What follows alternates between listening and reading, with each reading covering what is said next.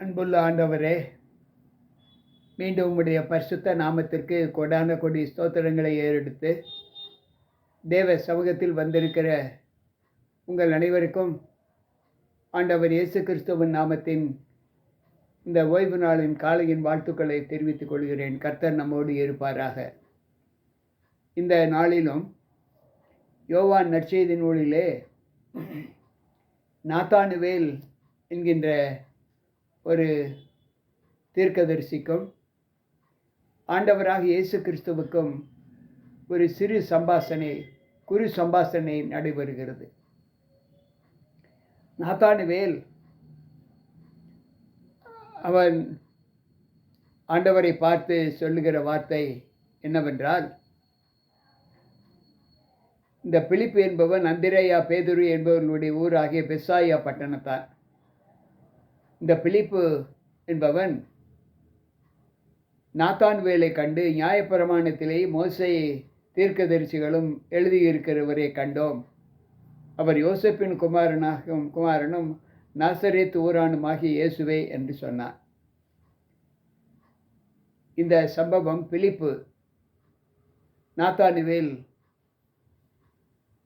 பிலிப்புவுக்கு நாத்தானுவேல் சொல்லுகிற ஒரு சத்தியம் என்னவென்றால்,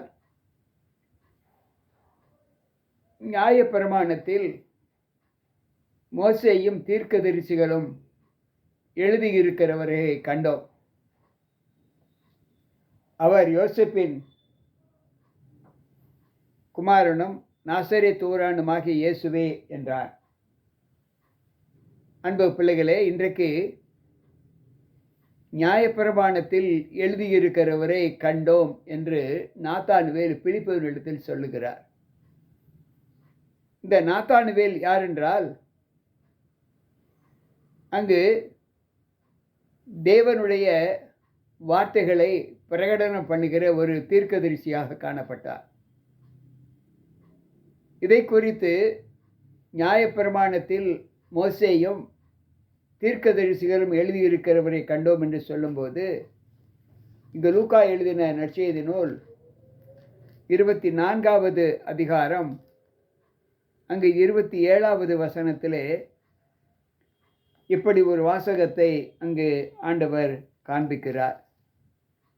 மோசே முதலிய சகல தீர்க்கதரிசிகளும் எழுதின வேத வாக்கியங்களை எல்லாவற்றிலும் தம்மை குறித்து சொல்லியவைகளை அவர்களுக்கு விவரித்து காண்பித்தார். அங்கு இயேசுவானவரே இந்த மோசே எழுதின தீர்க்கதரிசன தீர்க்கதரிசிகள் எழுதின புஸ்தகத்திலிருந்து ஆண்டவராக இயேசு கிறிஸ்துவை குறித்து சொல்லப்பட்டவைகளை ஆண்டவரே அவர்களுக்கு சொல்லுகிறார். என்ன சொல்லுகிறார் என்றால், இங்கு யோவான் எழுதின நற்செய்தி நூல் இங்கு 1வது அதிகாரம் 45வது வசனத்திலே சொல்லப்பட்ட அவர், அங்கு பிலிப்பு நாத்தானுவேல் இருவருக்குமான சம்பாஷணைகள். நியாயப்பிரமாண புஸ்தகத்தில் என்ன எழுதியிருக்கிறது என்றால், உபாகம புஸ்தகம் 18வது அதிகாரம் 18வது வசனத்திலே அங்கு ஆண்டவர் அவரை குறித்து எழுதியிருக்கிற சம்பாஷணைகளை சொல்ல ஆரம்பிக்கிறார். உபாகம புஸ்தகம் 18வது அதிகாரம் 18வது வசனம் இப்படி சொல்லுகிறது, உன்னை போல ஒரு தீர்க்கதரிசியை நான் அவர்களுக்காக அவர்கள் சகோதரர்களிலிருந்து எழும்ப பண்ணி என் வார்த்தைகளை அவன் வாயில் அருளுவேன். நான் அவருக்கு கற்பிப்பதை எல்லாம் அவர்களுக்கு சொல்லுவார். உன்னை போல ஒரு தீர்க்கதரிசியை நான் அவர்களுக்காக அவர்கள் சகோதரரிலிருந்து எழும்ப பண்ணுவேன்.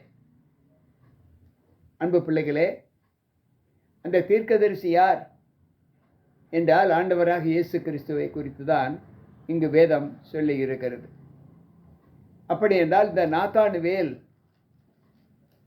அங்கு ஆண்டவரை குறித்து என்ன பிரகடனம் பண்ணினார் என்பதை நாம் அறிவோம். நாத்தானுவேல் பின்பு அவரை பார்த்து, நாசரேத் ஊரிலிருந்து யாதொரு நன்மை உண்டாகக்கூடுமா என்றான் பிலிப்புவினிடத்தில். அதற்கு பிலிப்பு, வந்து பார் என்றான். இயேசு நாத்தானுவேலை தம்மிடத்தில் வர கண்டு அவனை குறித்து இதோ கபடற்ற உத்தம இஸ்ரவேலன் என்றார். நாத்தானுவேல் ஆண்டவரை குறித்து பிரகடனம் பண்ணும்போது நாத்தானுவேல் ஆண்டவரை குறித்து பேசி அவரிடத்தில் வரும்போது ஆண்டவர் நாத்தானுவேலை பார்த்து இதோ கபடற்ற உத்தம இஸ்ரவேலன் என்று சொல்லுகிறார். அன்பு பிள்ளைகளே, இந்த வார்த்தைகளை சற்று நாம் ஆராய்ந்து பார்க்க வேண்டும். ஒரு தேவன் ஒரு சாதாரண மனிதனை பார்த்து கபடற்ற கபடமில்லாத உத்தமமான ஒரு மனிதர் இஸ்ரவேலன் என்று சொல்லுகிறார். வேதாகமத்தில் இப்படிப்பட்ட ஆசீர்வாதமான வார்த்தைகளை சொல்ல கேட்ட ஒரு நபர் இவர்தான், நாத்தானுவேல். தேவனுடைய ராஜ்யத்தை குறித்து, தேவனுடைய நாமத்தை குறித்து மற்றவர்களுக்கு சொல்வதற்கான ஒரு அபிஷேகம் பண்ணப்பட்டவன். இந்த நாத்தானுவேல் ஆண்டவரை குறித்து சொல்லுகிற வார்த்தை இதுதான். அதற்கு நாத்தானுவேல் ஆண்டவரை பார்த்து, நீர் என்னை எப்படி அறிவீர் என்றான். இயேசு அவனை நோக்கி, பிலிப்பு உன்னை அழைப்பதற்கு முன்பே நீ அத்திமரத்தின் கீழ் இருக்கும்போது உன்னை கண்டேன் என்றார். பிலிப்பு உன்னை அழைப்பதற்கு முன்பே நீ அத்திமரத்தில் கீழே நின்றே இருந்ததை நான் கண்டேன் என்று ஆண்டவர் நாத்தானுவேலை குறித்து சொல்லுகிறார். அன்பு பிள்ளைகளே, கர்த்தர் சகலத்தையும் அறிகிற ஒரு அறிவை பெற்றவர். அவருக்கு மறைவான சிருஷ்டி ஒன்றும் இல்லை. இந்த லோகத்தில் அவர் அறியாத சத்தியங்கள் உண்டா என்றால் வேதாகம் சொல்லுகிறது இல்லை. அவர் சொல்லுகிறார், அதற்கு நாத்தானுவேல், ரபி, நீ தேவனுடைய குமாரன் என்றும் நீ இஸ்ரவேலின் ராஜா என்றும் அறிவேன் என்று சொல்லுகிறார். யோவான் 1வது அதிகாரம் 41வது வசனத்திலே.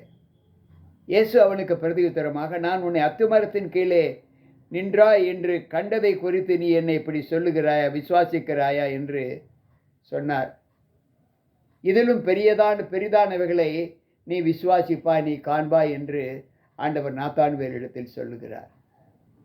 எனக்கு பிரியமான தேவ பிள்ளைகளே, இன்றைக்கு தேவ சமூகத்தில் யுக காலமாக எத்தனையோ பேர் ஆண்டவரை ஏற்று மரித்தும் போனார்கள்.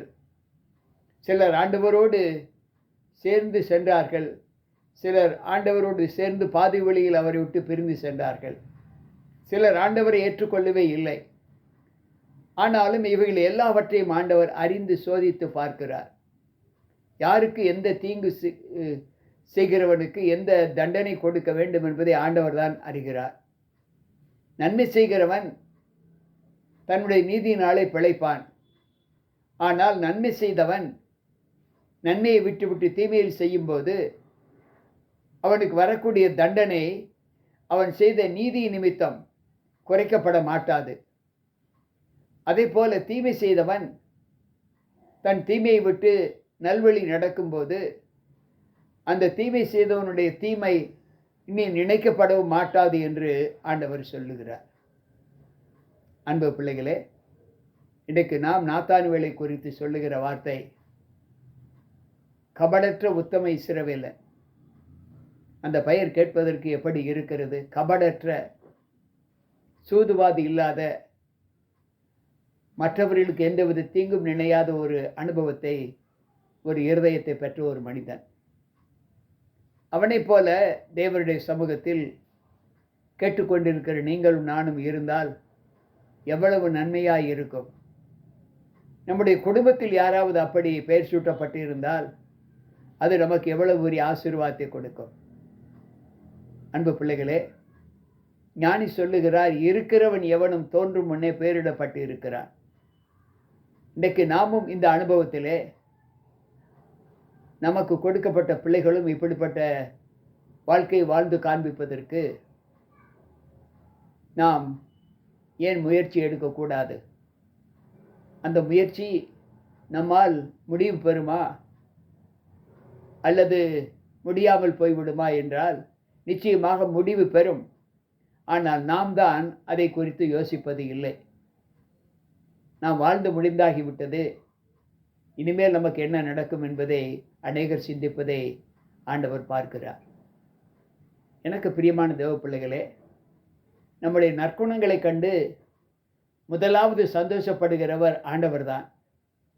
நம்மை பெற்றெடுத்த பெற்றோர்கள் கூட இல்லை. நாம் இப்படிப்பட்ட அனுபவத்திற்குள்ளாய் இருக்கிறோம் என்பதை கண்டு சந்தோஷப்படுகிற அவர்தான்.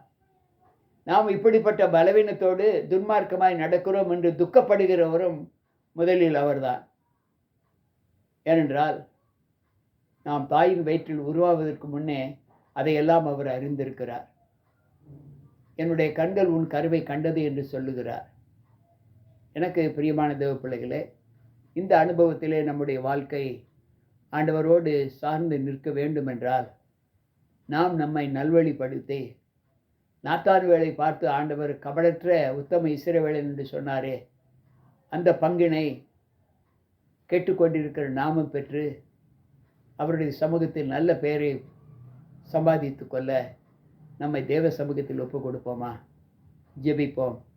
அன்பு ஆண்டவரே, உம்முடைய வார்த்தைகளை கேட்டோம்.